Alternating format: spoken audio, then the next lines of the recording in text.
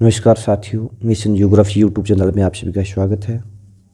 एक बार पुनः अपन आज खनिज और ऊर्जा संसाधन वाले लेसन के ऊपर विचार विमर्श करने के लिए मिलते हैं और देखते हैं कि जो बोर्ड ब्लूप्रिंट है 2022 के अनुसार बोर्ड एग्जाम जो होगा भूगोल का, उसके अंदर ये इस पार्ट से 1 नंबर का वस्तुनिष्ठ प्रश्न आएगा। ठीक है, तो 1 नंबर का क्वेश्चन आएगा। जितने छोटे क्वेश्चन इसमें बनने चाहिए थे उतने अपने सारे के सारे क्वेश्चन बनाने की कोशिश किए। कोशिश यही रहेगी कि आपको इस पीडीएफ लेसन के माध्यम से हम अपना 100% देने का प्रयास कर रहे हैं, ताकि आपको अपने एग्ज़ाम के अंदर जो है वो आपका जो मिशन 100 है वो कंप्लीट हो सके। तो इसी प्रयास को आगे बढ़ाते हैं और देखते हैं आज की पीडीएफ फाइल क्या कहती है। आज की पीडीएफ फाइल में खनिज और ऊर्जा जो संसाधन है उसका कैलकुलेशन अपन कर रहे हैं। तो पहला प्रश्न आज का जो रहेगा वह खनिज किसे कहते हैं। यहाँ से अपन स्टार्ट करें, खनिज किसे कहते हैं। थोड़ा 2 दिन से गला खराब है, बोलने में थोड़ी प्रॉब्लम। तो देखें, खनिज एक निश्चित रासायनिक और भौतिक गुण धर्मों के साथ कार्बनिक या अकार्बनिक उत्पत्ति का पदार्थ है। खनिज उसके निश्चित रासायनिक और भौतिक उसका गुण धर्म होता है। ठीक है, विशिष्टता होती है उसकी। वो कार्बनिक भी हो सकता है, अकार्बनिक भी हो सकता है, एक प्राकृतिक उत्पाद है ना। ये इसकी विशेषताएं होती है।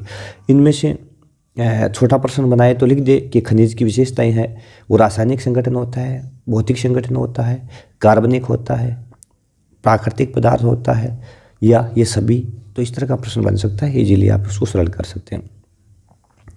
दूसरा प्रश्न, रासायनिक और भौतिक गुण धर्म के आधार पर खनिज कितने प्रकार के होते हैं। तो रासायनिक और भौतिक गुण धर्म के आधार पर खनिज 2 प्रकार के होते हैं, धात्विक और अधात्विक। धात्विक जिसमें धातु की मात्रा, धातु की क्या विशेषता होती है कि धातु में तन्यता होती है, फ्लेक्सिबिलिटी जिसको कहें। चोट पहुंचाएंगे तो फैल जाएगा, दूसरा रूप आकार दे देंगे। लेकिन अधात्विक में तन्यता नहीं पाई जाती है। ठीक है, उसको अपन नया रूप नहीं दे सकते। जैसे पत्थर है, तोड़ेंगे तो बिखर जाएगा। ठीक है। तीसरा प्रश्न, धात्विक खनिज कितने प्रकार के होते हैं। तो फिर धात्विक की बात करते हैं, फिर ना 2 प्रकार के होते हैं, लोह और अलोह। लोहे के अंतर्गत ऐसे खनिज जिनमें लोहांश की मात्रा पाई जाती है, और अलोह जिसमें लोहांश की मात्रा नहीं पाई जाती है। सिंपल सी बात है।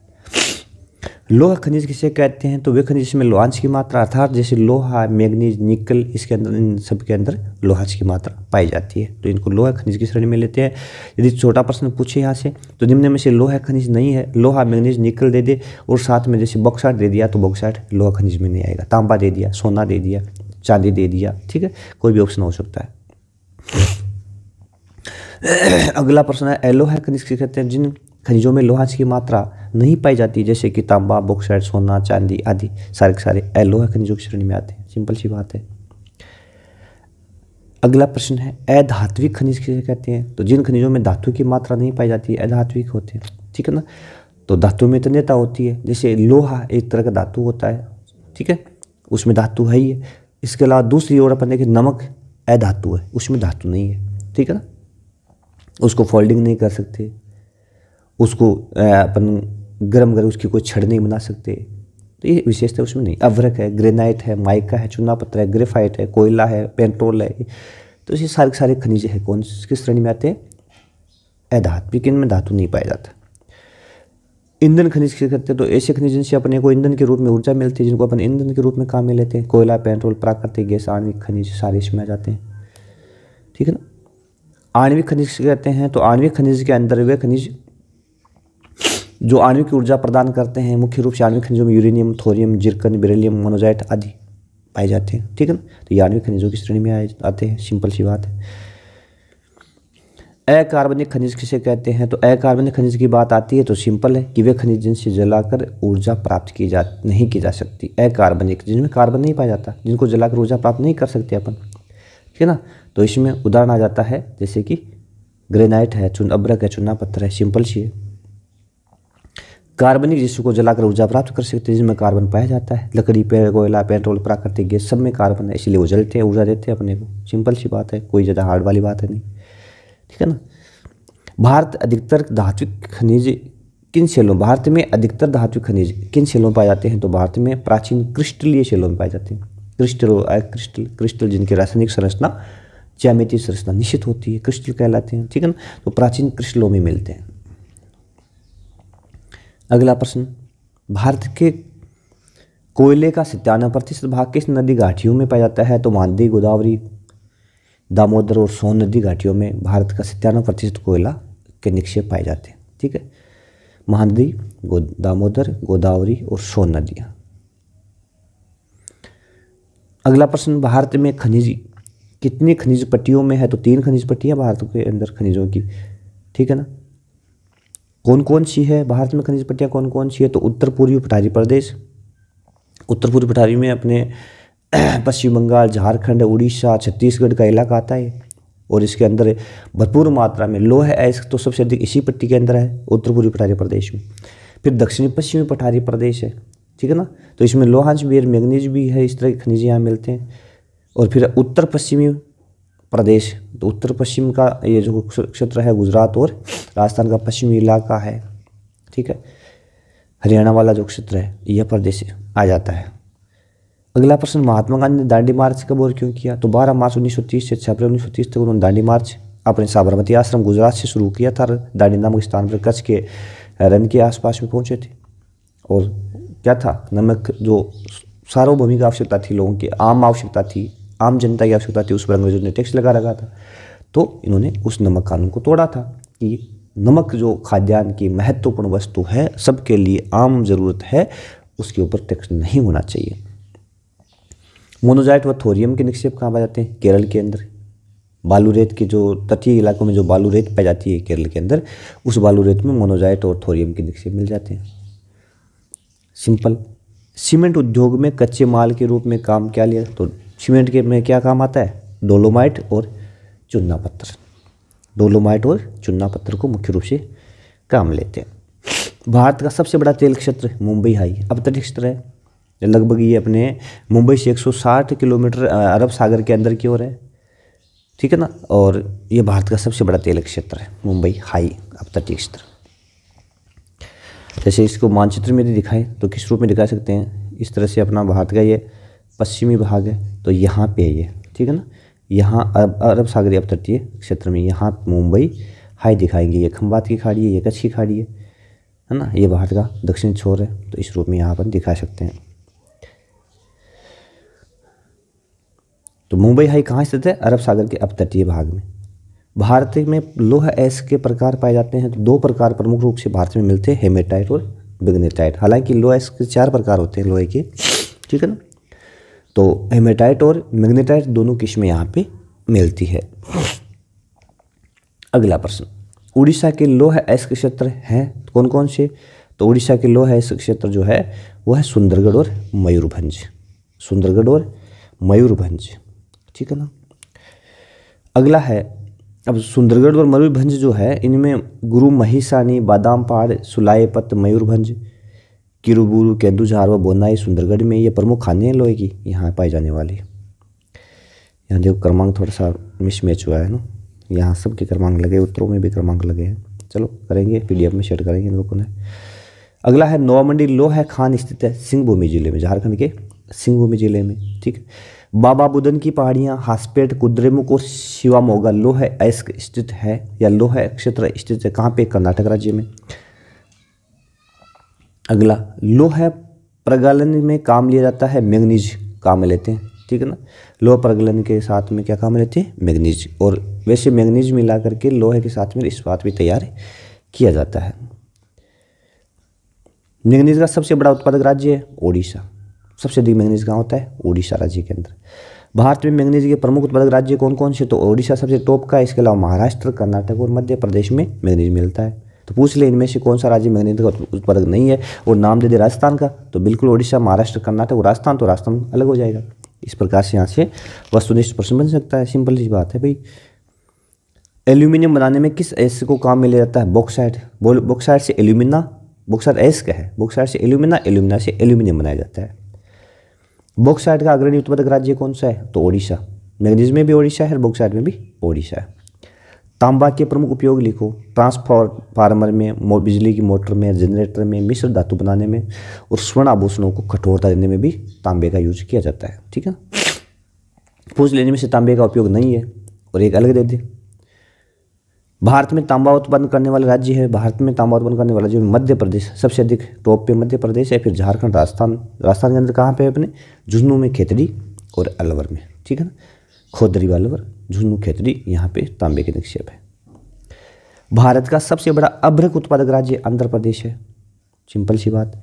भारत में कोयला के भंडार किन कालक्रम की शिलाओं में, तो गोंडवाना और टर्शियरी कालक्रम की शिलाओं में भारत में कोयला के भंडार मिलते हैं, गोंडवाना और टर्शियरी कालक्रम की शिलाओं में। भारत में किस किस्म के कोयले के भंडार सर्वाधिक है, तो अपने यहाँ पे जितने कोयले के भंडार है उसमें 80% भाग बिटुमिनस का है, किसका है, बिटुमिनस का। भारत का सबसे बड़ा गोंडवाना कोयला क्षेत्र स्थित है कहाँ पे, दामोदर घाटी क्षेत्र में, ठीक है ना। भारत का सबसे बड़ा कोयला क्षेत्र कौन सा है, तो झरिया भारत का प्रथम कोयला क्षेत्र है, दूसरे स्थान पर रानीगंज है, दोनों झारखंड में है। झरिया सबसे बड़ा कोयला क्षेत्र, कोयले की खान है भारत की, और दूसरे स्थान पर रानीगंज है, दोनों झारखंड में। भारत में टर्शरी कोयले के भंडार किन राज्यों में है, तो असम, अरुणाचल प्रदेश, मेघालय, नागालैंड है, ठीक है ना। और गौण मात्रा में जम्मू कश्मीर में भी नाम आता है इसका। तो असम, अरुणाचल प्रदेश, मेघालय, नागालैंड, पूर्वी राज्यों में जो कोयला मिलता है वो टर्शरी काल का है, ठीक है। अपरिष्कृत पेट्रोल किन शिलाओं में मिलता है, तो टर्शरी युग की अवसादी शिलाओं में। पेट्रोल जो मिलता है ना, गैस और पेट्रोल अवसादी शिलाओं की शिलाओं में पाया जाता है।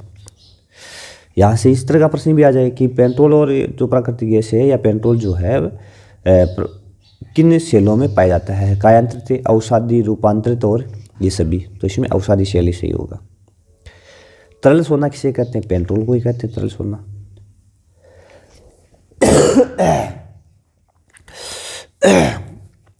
तेल एवं प्राकृतिक गैस आयोग की स्थापना कब की गई, 1956 में। जो तेल खनन और अन्वेषण का कार्य करता है।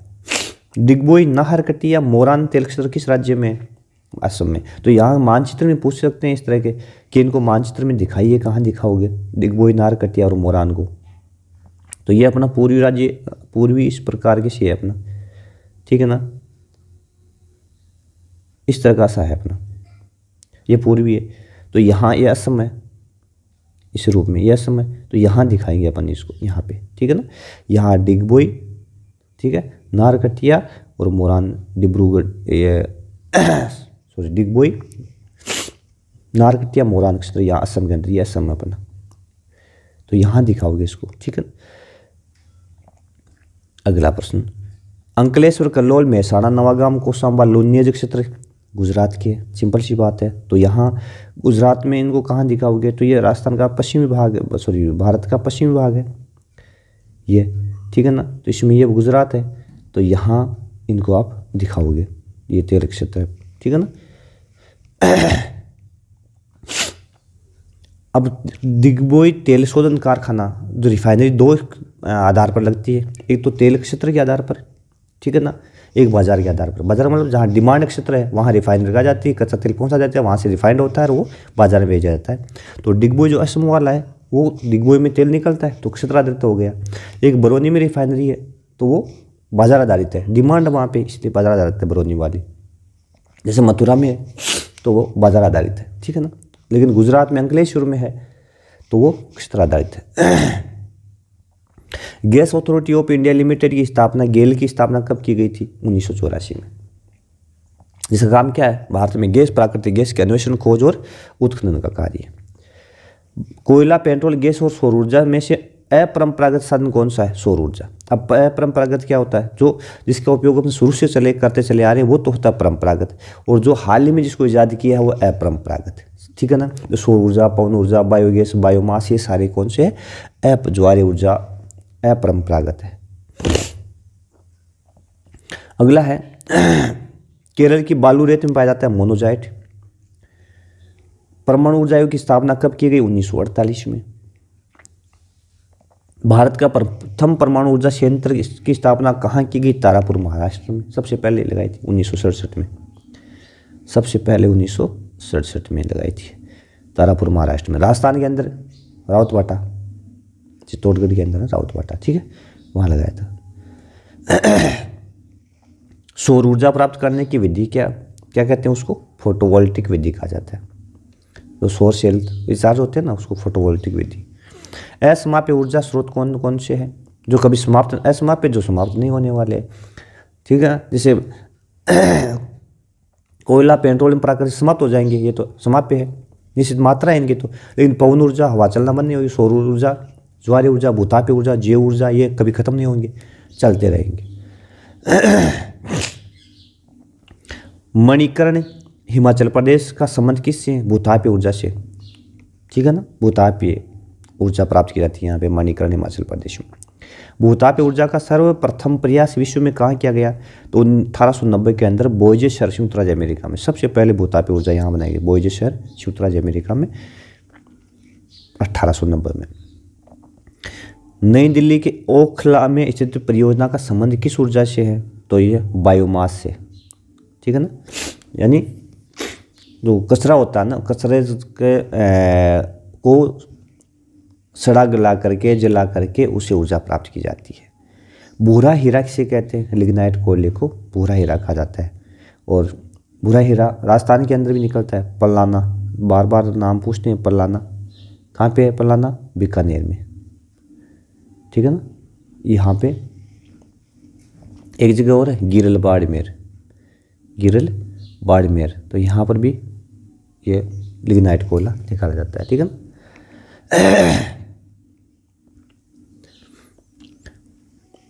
जल, ताप, सौर, पवन में से अनवीकरणीय ऊर्जा स्रोत कौन सा? जिसका नवीनीकरण नहीं हो सकता, तो ताप अनवीकरणीय ऊर्जा स्रोत है। क्यों? क्योंकि ताप कोयले से प्राप्त होता है, कोयला समाप्त होने वाला है तो उसका नवीनीकरण नहीं हो सकता।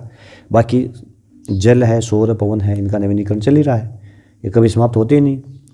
राजस्थान किन खनिजों में धनी है? तो राजस्थान में बलुआ पत्थर, ग्रेनाइट, संगमरमर और जिप्सम भरपूर मात्रा में ये खनिज पाए जाते हैं, ठीक है। नेवेली का संबंध किससे है? तो लिग्नाइट कोयले से नेवेली का संबंध है। और नेवेली कहाँ स्थित है? तमिलनाडु में। नेवेली कहाँ स्थित है? तमिलनाडु में।